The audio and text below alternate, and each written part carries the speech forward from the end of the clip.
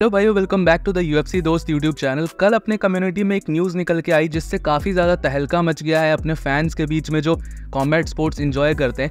वहाँ पर न्यूज़ ये निकल के आई है कि जो दो सबसे बड़ी कंपनीज़ है कॉम्बैट स्पोर्ट्स और रेसलिंग एंटरटेनमेंट की, डब्ल्यूडब्ल्यूई और यूएफसी, अब ये दोनों का मर्जर करा दिया गया है और एक नई कंपनी फॉर्म हुई है टीकेओ नाम की। अब आप सब में से बहुत सारे लोग कंफ्यूज हो रहे थे कि इस मर्जर का क्या इफेक्ट होने वाला है, एक्चुअल क्या मतलब है, ये नई टीकेओ कंपनी है, ये क्या प्रोवाइड करेगी आप सबको। तो सब कुछ आपको एक्सप्लेन करूंगा इस वीडियो के अंदर, लेकिन उससे पहले आप सब वीडियो को लाइक और चैनल को सब्सक्राइब कर दीजिएगा यूएफसी का ऐसा ही कंटेंट हिंदी में एंजॉय करने के लिए। तो भाइयों, मैं आप सबको बहुत ज्यादा टेक्निकल टर्म्स में नहीं समझाऊंगा कि ये मर्जर क्या है, कितने % किसको मिला है। हम बिजनेस और फाइनेंशियल तरफ से नहीं देखेंगे, हम एज अ अपने पर्सपेक्टिव से देखेंगे कि आप सबको as a fan, as a viewer, आप सबको क्या डिफरेंसेस देखने को मिलेंगे, क्योंकि वही चीज हम सबको मेजरली इंपैक्ट करने वाली है। भाइयों, यहाँ पर जो ये मर्जर है इसकी पूरी कहानी स्टार्ट होती है 2016 में, जब डेना वाइट और फेर्टिटा ब्रदर्स जो यूएफसी को पहले ओन करते थे, उन्होंने अपनी कंपनी को सेल कर दिया था एक दूसरी कंपनी एंडेवर नाम की। अब ये एंडेवर नाम यहाँ पर ध्यान से याद रखिएगा, ये बहुत इंपॉर्टेंट नाम है।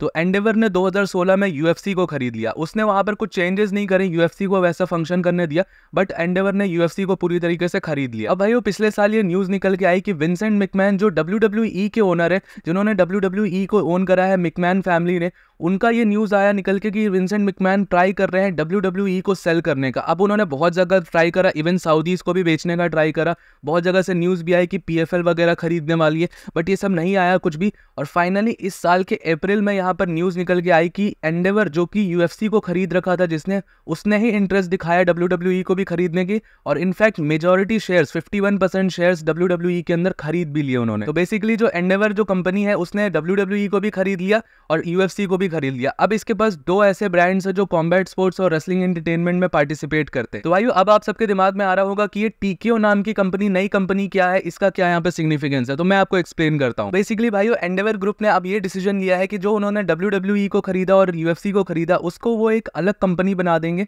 उनकी एक अलग पेरेंट कंपनी होगी, वो टीकेओ नाम से होगी, और टीकेओ के अंदर अब आएगी यूएफसी और डब्ल्यूडब्ल्यूई। और ये जो टीकेओ ग्रुप की जो एसेट्स होंगे, जो होल्डिंग्स होगी, जो स्टॉक्स होंगे, ये अलग से लिस्ट होंगे स्टॉक मार्केट के ऊपर टीकेओ ग्रुप के नाम से। तो मतलब अगर आपको स्टॉक मार्केट में इन्वेस्ट करना है, आपको डब्ल्यूडब्ल्यूई और यूएफसी के शेयर्स खरीदने हैं, तो आपको टीकेओ के शेयर्स खरीदने पड़ेंगे। कंबाइंड आपको डब्ल्यूडब्ल्यूई और यूएफसी के शेयर्स मिलेंगे। भाइयों, इस पॉइंट ऑफ टाइम तक टीकेओ का सिर्फ इतना ही सिग्निफिकेंस है, ये कोई नई कंपनी नहीं बन रही जिसके अंदर कोई नए शोज देखने को मिलेंगे, रॉ, स्मैकडाउन या यूएफसी के पेपर व्यूज जैसा कोई टीकेओ का पेपर व्यू नहीं आने वाला। ये बस एक सेपरेट कंपनी है जिसको लिस्ट करा गया है स्टॉक मार्केट पे, और उसके अंदर, उस कंपनी के अंदर होल्डिंग्स होने वाले हैं डब्ल्यूडब्ल्यूई और यूएफसी के स्टॉक्स के। तो आप अगर स्टॉक मार्केट में इन्वेस्ट करते हो और आपको यूएफसी डब्ल्यूडब्ल्यूई के स्टॉक्स खरीदने हैं, तो आपको टीकेओ के स्टॉक्स आप खरीदने पड़ेंगे। और ये परसों लिस्ट हो गया न्यूयॉर्क के स्टॉक एक्सचेंज पे। और अगर आपको इसका स्टॉक प्राइस भी बताना है तो मैं आपको बता देता हूँ, इसका एक स्टॉक मिलेगा आपको अराउंड $100 का, जो कि 8,000 रुपए का होगा।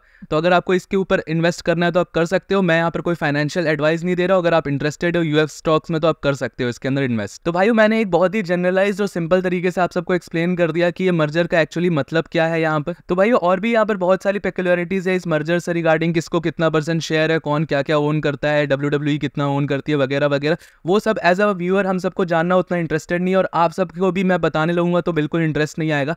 तो हम एज अ व्यूअर अब डिस्कस करते हैं कि यहाँ पर क्या चेंजेस दिखने को मिलेंगे। भाई, एक मेजर चेंज जो यहाँ पर देखने को मिलेगा, अगर आप सब यूएफसी नोटिस करते होगे, तो डेना वाइट को यहाँ पर बुलाया जाता था प्रेसिडेंट ऑफ यूएफसी, तो उनकी यहाँ पर पोस्ट चेंज कर दी गई है।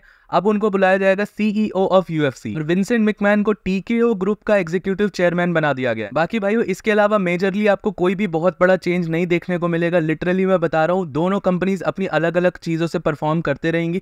डब्ल्यूडब्ल्यूई के रेसलर्स आपको यूएफसी के ऑक्टागन में नहीं दिखेंगे, और यूएफसी के ऑक्टागन वाले फाइटर सडनली आपको रेसलिंग करते हुए नहीं दिखेंगे डब्ल्यूडब्ल्यूई के शोज में। हाँ, अब ओकेजनली कोई फाइटर इधर से उधर जा सकता है, किसी यूएफसी फाइटर ने अब रिटायरमेंट ले लिया तो अब वो बहुत ईजिली ट्रांजिशन कर सकता है डब्ल्यूडब्ल्यूई के अंदर। भाई, अगर आप टेक्निकली भी देखोगे तो ये दोनों भले ही कॉम्बैट स्पोर्ट्स के अंदर आती हो, एंटरटेनमेंट इंडस्ट्री के अंदर आती हो, बट दोनों का जो प्रोडक्ट है वो बहुत ही अलग है। यूएफसी का जो प्रोडक्ट है वो एमएमए बेस्ड है, उसके अंदर आपको एमएमए की स्किल्स आनी चाहिए, तभी आप कर पाओगे। और वो जो रियल फाइटिंग टर्म है वो यूएफसी के अंदर ही यूज हो सकता है। और WWE के अंदर एक स्क्रिप्ट बेस्ड चीजें चलती है। मैं कोई क्रिटिसाइज नहीं कर रहा हूँ, एक स्क्रिप्ट के ऊपर चीजें चलती है और वो एंटरटेनमेंट प्रोवाइड कराने के लिए वो एक टीवी शो टाइप चलता है। WWE की टारगेट ऑडियंस भी छोटे बच्चे ही होते हैं, जो 12 से 15 साल 16 साल तक के बच्चे होते हैं, वो उनका मेजर टारगेट ऑडियंस होता है। और ऑब्वियसली WWE कोई रियल फाइटिंग नहीं है, वो एक रेसलिंग एंटरटेनमेंट इंडस्ट्री है। तो दोनों भले ही कॉम्बैट स्पोर्ट्स और रेसलिंग एंटरटेनमेंट कंपनीज हो, बट इन दोनों के प्रोडक्ट में जमीन आसमान का फर्क है और इन दोनों को कभी पूरी तरीके से मर्ज नहीं किया जा सकता है। भले आपकी कंपनी कोई भी इसको खरीद ले,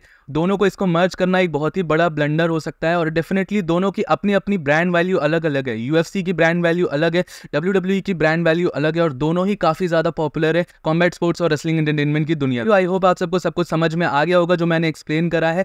आप सबको मैं रिकमेंड करूंगा कि इसके ऊपर मैंने 3 महीने पहले एक और वीडियो भी बनाया था अप्रैल के महीने में, वो भी आप सब देख लीजिएगा, उसका लिंक मैं पिन कमेंट्स में डाल दूंगा। देन अगर आपको ये वाला वीडियो पसंद आएगा तो इसको लाइक, चैनल को सब्सक्राइब कर दीजिएगा UFC का ऐसा ही कंटेंट हिंदी में एंजॉय करने के लिए। मिलता हूं आप सबको नेक्स्ट वीडियो में अगले अपडेट के साथ। Bye bye.